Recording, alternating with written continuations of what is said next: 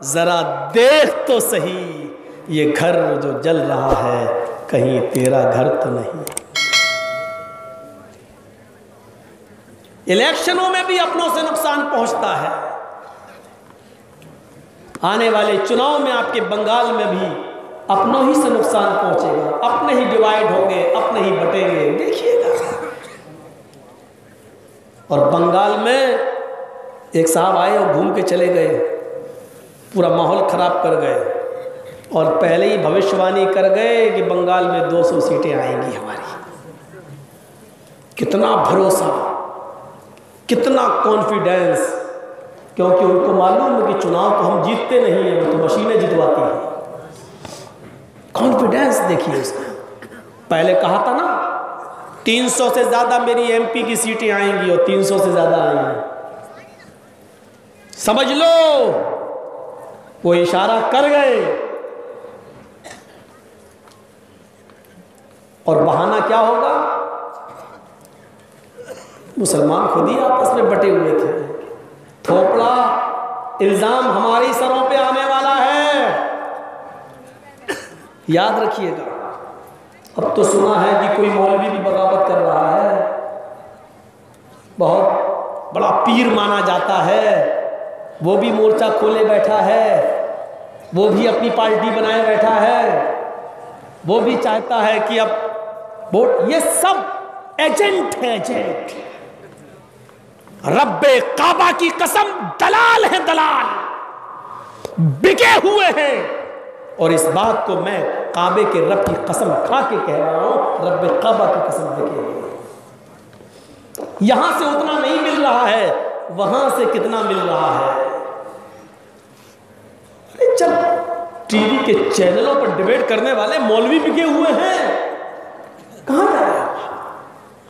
एक बार मैं चैनल वाले ने बोला डिबेट के लिए आप आइए, मैं गया। मैंने कहा चलो मौका मिला, पहला चले जरा बहस तो होगी कम से कम। वहां गए तो सवाल जवाब की एक लिस्ट दे दी हमको। क्या ये? बोले ये मेरे सवाल होंगे और आपको ये जवाब देना है। मैंने कहा सवाल भी तुम्हारे, जवाब भी तुम्हारे? बोले हाँ। मैंने कहा मेरा फायदा? बोले 10,000 रुपये दे देंगे आपको डिबेट खत्म होने के। 10,000 रुपये हम आपको डिबेट खत्म होने के बाद दे देंगे। मैंने कहा नहीं, सवाल आप ये करिए, मैंने पढ़ लिए हैं, लेकिन जवाब मैं अपनी मर्जी से दूंगा जो दे सकता हूं। बोले नहीं, तब आप जाइए। मैं चलो। अब आप अंदाजा लगा सकते हैं, सवाल भी इनके, जवाब भी इनके। अब सुनिए, जितने भी आपके टीवी चैनलों पर डिबेट पे जितने भी आपको मुल्ला मौलवी दिखे, आप समझ लेना कि ये बिके हुए लोग हैं। 5,000 और 10,000 रुपए इनकी कीमत है। ये सवाल का जवाब वही देते हैं जो हुकूमत चाहती है, जो चैनल चाहते हैं, जो इस देश का प्रधानमंत्री चाहता है, ये वही जवाब देते हैं, बिल्कुल वही जवाब। सुन लो मीडिया वालों, जिन मुल्ला और मौलवियों को डिबेट में तुम बुलाते हो, ये तुम्हारे चाटुकार हैं, ये तुम्हारे एजेंट हैं, ये मुसलमान कौम के रहबर नहीं हैं। हम इनको अपने रहबर नहीं मानते हैं, ये हमारे ट्रांसलेटर नहीं हैं, ये हमारे तर्जुमान नहीं हैं। ऐसे मौलवी जर्जीस के बूट और तलवे के नीचे नहीं मानता इनको मैं अपना रहबर, नहीं मानता मैं इनको अपना कायद। ये तुम्हारे चाटुकार हैं, ये तुम्हारे नोटों की गद्दियों पर पलने वाले लोग हैं। और ऐसे मुल्ला और मौलवियों को मौलवी जर्जीस अपने पैर की जूते की ठोकर पे ठुकराता है, नहीं मानता इनको मैं अपना कौम का रहबर। हमें मालूम है क्या है? देखिएगा आपके यहां गेम वही खेला जा रहा है, वही नंगा नाच जो बिहार की सरजमीन पर नाचा गया, वही नंगा नाच नाचने की यहां पर भी तैयारी हो रही है। बंगाल को भी गुजरात बनाने की तैयारी शुरू हो चुकी है। और अगर यहां खुदा ना खास्ता, अल्लाह ना करे, अगर वो अपने मकसद में कामयाब हो गए, तो याद रखिएगा मुसलमानों, आने वाली नस्ल तुम्हें कभी माफ नहीं करेगी।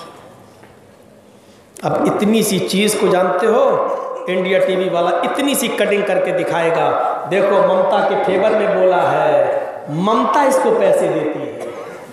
ये देख, इसको इतना कटिंग करके दिखाएगा कि ममता इसको पैसा देती है और बुलवाती है। ये जो मोदी की डाली हुई हड्डियों पे पलते हैं उनको हम एजेंट नजर आते हैं, जबकि ममता हमें जानती भी नहीं।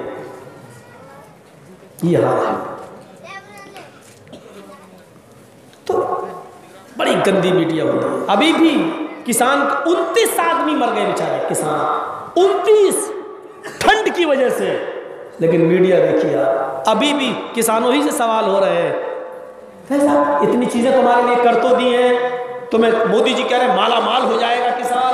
यानी सवाल किसान से ही हो रहे हैं। अरे जब किसान नहीं चाहता है तो तुम क्यों बिल बना रहे हो? किसान नहीं चाहता तो तुम कानून क्यों ला रहे हो? वो कह रहे हैं हम नुकसान में रहने दो, तुम क्यों बनाने पर आमादा हो? जब वो कह रहे हैं हमें नहीं चाहिए, ये तीनों बिल रिजेक्ट करना चाहिए, इन्होंने एक और पत्थर मार दिया है।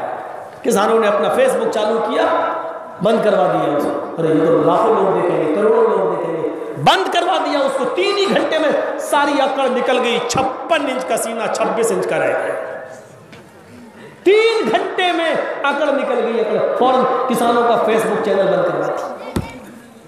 ये सूरत है।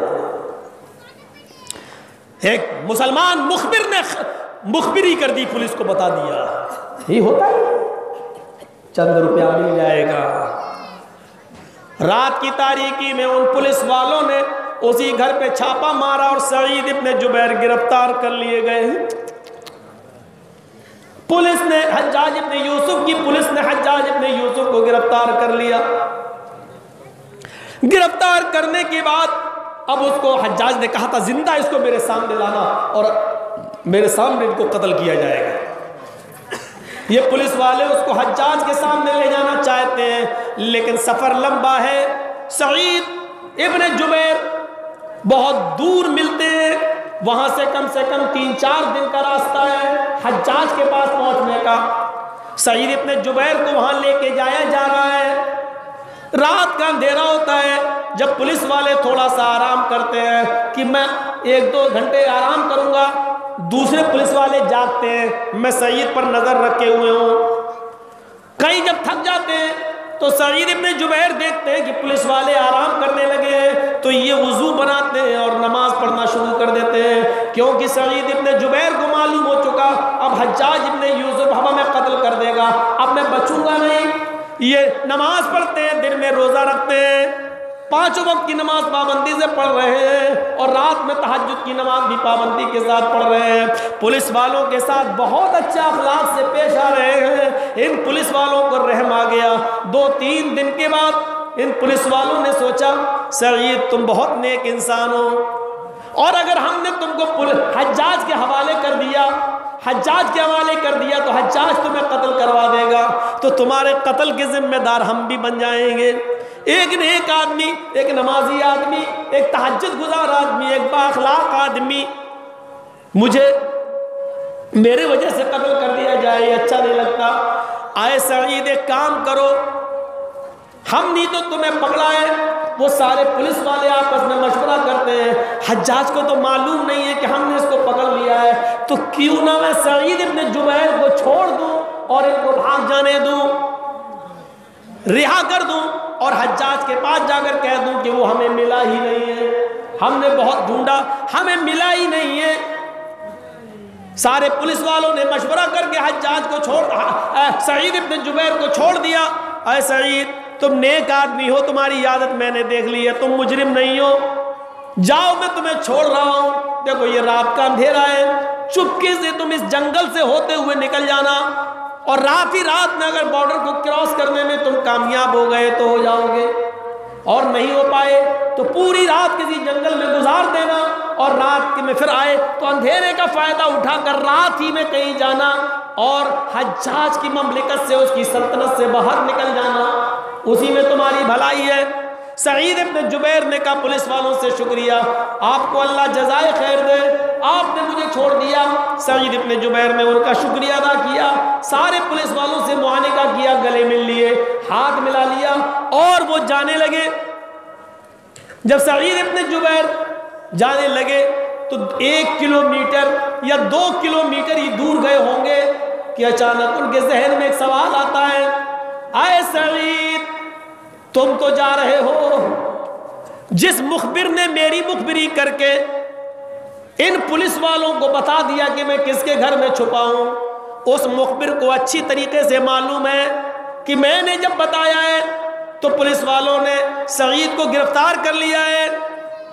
अगर ये पुलिस वाले हज्जाज के सामने अगर ये कहते हैं कि मुझे सईद नहीं मिला, और उस मुखबिर ने अगर इनको बता दिया कि नहीं इन्होंने गिरफ्तार कर लिया था, ये तुम्हारे पास ला रहे थे लेकिन रास्ते में छोड़ दिया, तो मैं तो बच जाऊंगा, लेकिन हज्जाज इब्ने यूसुफ इन दोनों पुलिस वालों को मार देगा, इनको कत्ल कर देगा, इनकी गर्दन उड़ा देगा। जब सईद मिल गए थे तो तुमने इनको छोड़ क्यों दिया?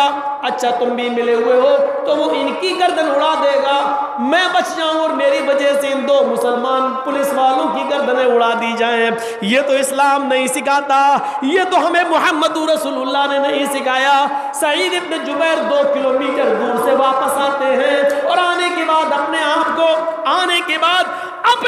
को पुलिस वालों की सुपुर्द करते हैं। अरे पुलिस वालों मुझे पकड़ लो, अरे हज्जाज की पुलिस वालों मेरे हाथ में हथकड़ी डालो और मुझे हज्जाज के सामने ले चलो। उन पुलिस वालों ने कहा तुम कैसे आदमी हो, हज्जाज तुम्हें हर हाल में कत्ल कर देगा और हमने तुम्हें छोड़ दिया, तुम क्यों नहीं जा रहे हो? सईद ने कहा ये तो मुझे भी मालूम है कि मैं कत्ल कर दिया जाऊंगा।